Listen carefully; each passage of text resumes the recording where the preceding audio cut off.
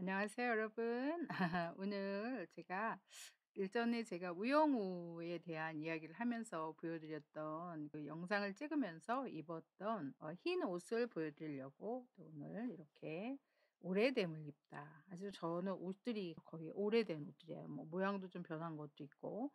이거는 린넨 원피스고요. 굉장히 길고요. 밑에는 약간 시폰의 어, 프릴이 달려 있고요. 위에는 이렇게 자켓, 이것도 린넨 자켓이에요. 시원하게 여름에 입는데 이제 조금 있으면 가을이라 사실 입는 것도 이제 어쩌면 지금이 마지막일 수도 있거든요. 날씨도 아침 저녁으로 선선해지고 이제 가을이 막 다가왔어요. 그래서 오늘은 제가 사실 그 흰 바람벽이 있어라는 시가 갑자기 생각났어요. 왜냐하면 흰 옷을 입었기 때문에 다른 가을시를 제가 쓴 가을시를 한번 읽어 드리려고 했다가 갑자기 백석 선생님의 흰 바람벽이 있어가 떠올라서 읽어 드릴게요. 겨울에 사실 읽으면 좋은 시인데 시작을 하겠습니다. 여러분도 뭐 아침마다 시 한 편씩 읽으시죠? 시를 읽는 그 마음으로 한번 들어 주시기 바랍니다. 흰 바람벽이 있어. 백석. 오늘 저녁 이 좁다란 방에 흰 바람벽에 어쩐지 쓸쓸한 것만이 오고 간다. 이 흰 바람벽에 희미한 15층 전등이 지치운 불빛을 내어 던지고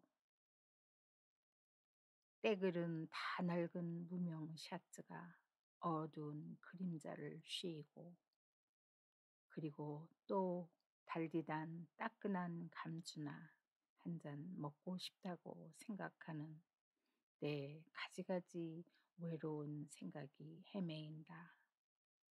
그런데 이것은 또 어인 일인가? 이 흰 바람벽에 내 가난한 늙은 어머니가 있다.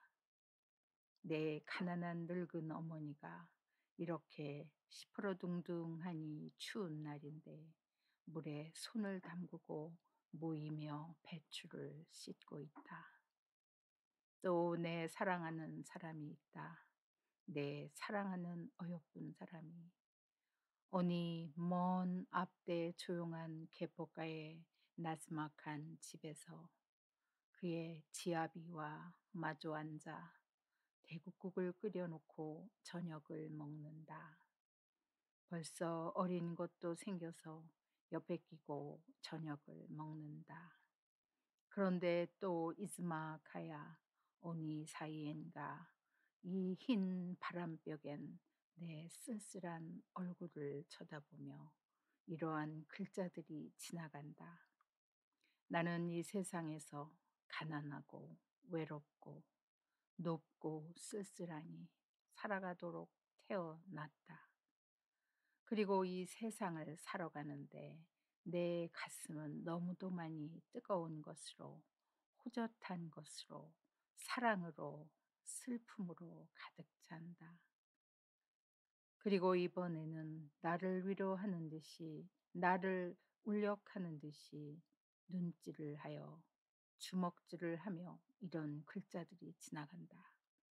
하늘이 이 세상을 내일 적에 그가 가장 귀해하고 사랑하는 것들은 모두 가난하고 외롭고 높고 쓸쓸하니 그리고 언제나 넘치는 사랑과 슬픔 속에 살도록 만드신 것이다.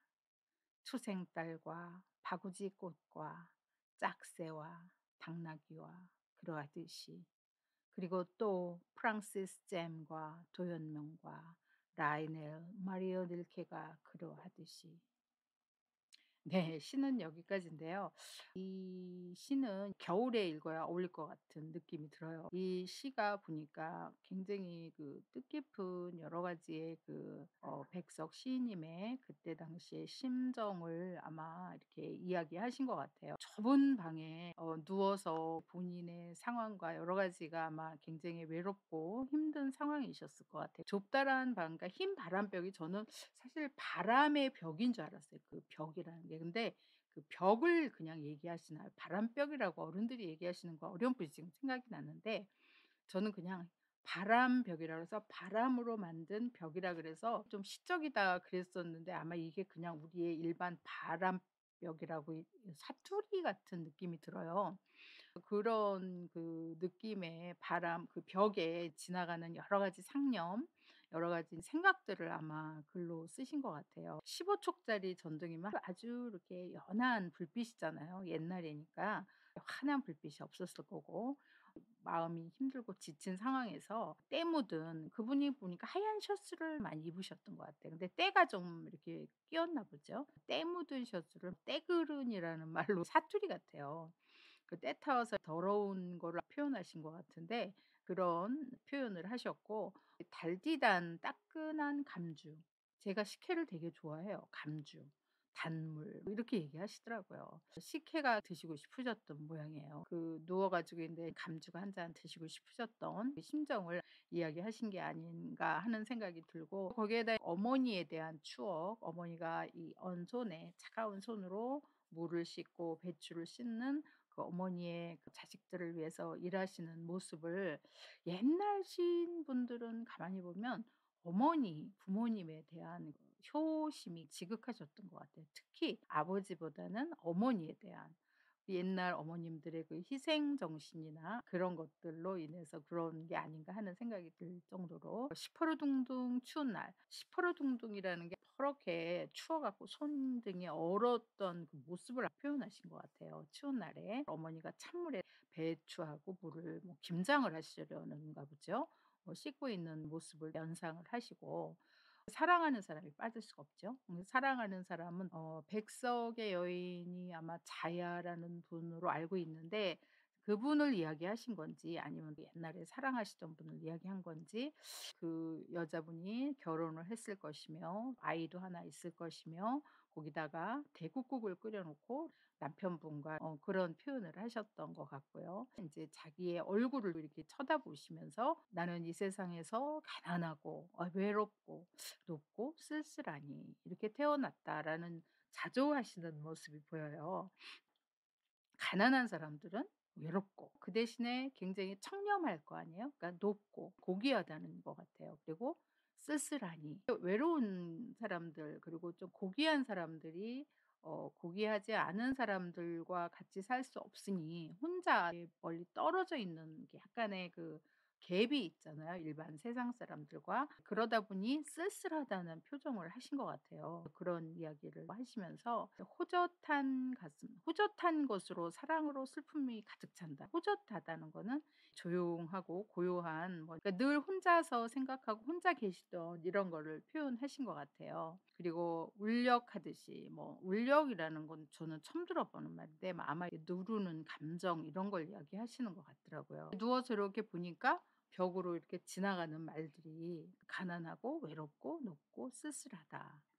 넘치는 사랑과 슬픔 속에 잘 만드셨다. 그 본인 시인의 마음을 그대로 표현하신 게 아닌가 하는 생각이 들고 초생딸 그리고 바구짓꽃, 짝새, 당나귀 뭐 이런 것들이 나와요. 그래서 초생딸은 우리가 아는 거고 바구짓꽃은 제가 한번 찾아봤더니 이게 약간 어 꽃이 조금 그 우리가 생각하는 그보다도 더 바구짓꽃 굉장히 틀리더라고요. 그래서 처음엔 '이게 무슨 꽃인가.' 그랬더니 좀 꽃이 좀 특이하더라고요.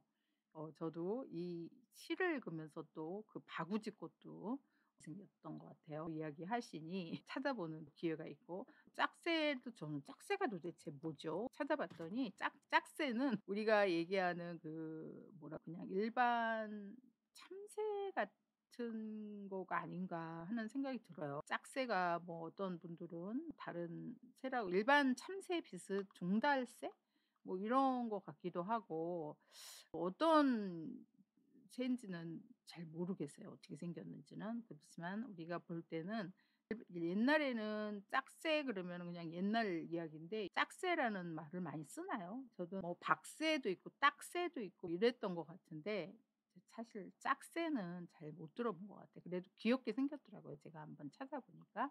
네 그렇게 얘기하셨고 당나귀, 당나귀가 참 많이 나와요, 우리 백석 시인님의 시에. 흰 당나귀와 뭐 나타샤와 이런 시도 있죠. 프랑시스 잠 그다음에 도연명 그리고 라이어나 마리아 이렇게 나오는데 아마 시인님이 그런 시인분들의 시를 많이 읽고 거기에 있는 그 시인들과 이 백석 시인 본인과 똑같이 생각을 하신 것 같아요. 고귀하고 그 동질감이라고 그러죠. 왜냐하면 나와 같은 이런 시인들 그분들도 이렇게 고귀하고 가난하고 외롭고 높고 쓸쓸한 시인이었을 것이다라는 걸 이야기하신 것 같더라고요. 여기에 잠시 다녀가신 우리 그 유성호 그 평론가님이 프랑시스 잠 그다음에 뭐 라이너 마리아 이렇게 요 시를 지었을 당시에 윤동주 시인님의 그 별에는 마음인가요? 그거와 이거를 연결하신 이런 말씀이 있으셨어요.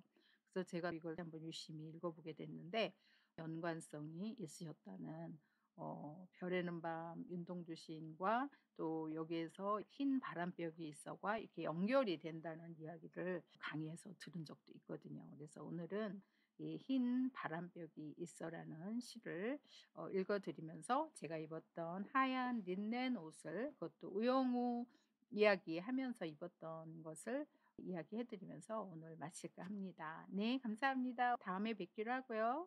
네 감사합니다.